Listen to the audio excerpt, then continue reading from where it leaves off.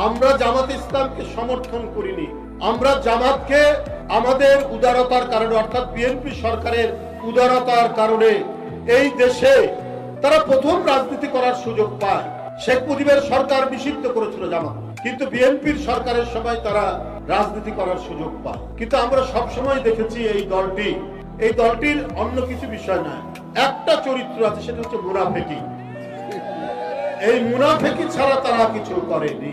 আমরা একসাথে আন্দোলন করলাম এরশাদের বিরুদ্ধে, হাসিনাও প্রথম দিকে ছিলেন, তারপরে কাউকে কিছু না বলে হাসিনা এরশাদের অধীনে নির্বাচনে চলে গেলেন। বেগম জিয়া বলেছিলেন, শেখ হাসিনা বলেছিলেন এরশাদের অধীনে যারা যাবে, বেগম জিয়া বলেছেন এরশাদের অধীনে যাব না আমরা নির্বাচনে, আর হাসিনা এক লাফ দিয়ে বলেছিলেন যারা যাবে তারা জাতীয় বেঈমান।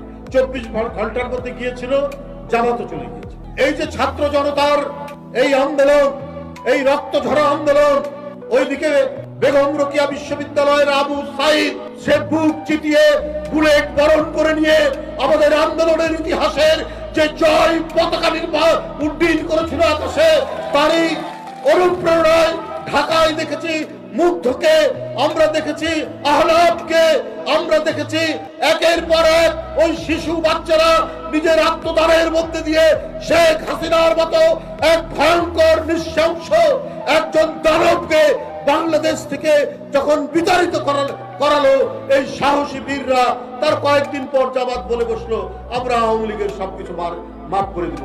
তাহলে আপনি আবু সাইদের রক্ত কিভাবে মাফ করবেন? আপনি মুগ্ধের রক্ত কিভাবে মাফ করবেন? আপনি আহনাফের রক্ত কিভাবে মাফ করবেন?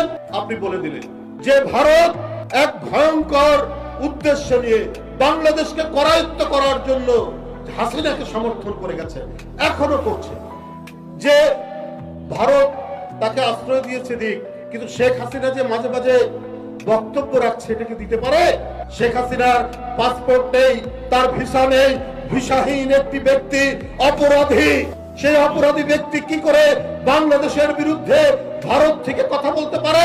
অথচ ভারত তাকে সেই প্রশ্রয় দিচ্ছে। এখন ভারতের যদি কোনো ক্রিমিনাল বাংলাদেশ আশ্রয় দেয় আর এইখান থেকে ভারতের বিরুদ্ধে কোনো কর্মকাণ্ড করে, ভারত কি তখন ছেড়ে কথা বলবে? তাহলে আজকে কেন শেখ হাসিনা ওইখান থেকে উস্কানি দিচ্ছেন? এইখানে বৈষম্য বিরোধী ছাত্র জনতার উপর তারা আক্রমণ করছেন, বিভিন্ন জায়গায় তারা আক্রমণ করিয়েছেন। গোপালগঞ্জে আওয়ামী লীগের লোকরা আক্রমণ করে স্বেচ্ছাসেবক দলের একজনকে হত্যা করেছেন। তাহলে এই ধরনের একজন অপরাধী যে শিশুর রক্ত খেয়েছে, যে তরুণের রক্ত খেয়েছে, যে নারীর রক্ত খেয়েছে, যে দেশের জনগণের রক্ত কুড়ে কুড়ে খেয়েছে, আপনি তাদেরকে আশ্রয় দিবেন? আর সেই ভারত যদি জামাতের কাছে অত্যন্ত প্রিয় হয়ে যায়, তাহলে বন্ধুরা আমার, এটা অত্যন্ত দুর্ভাগ্যজনক।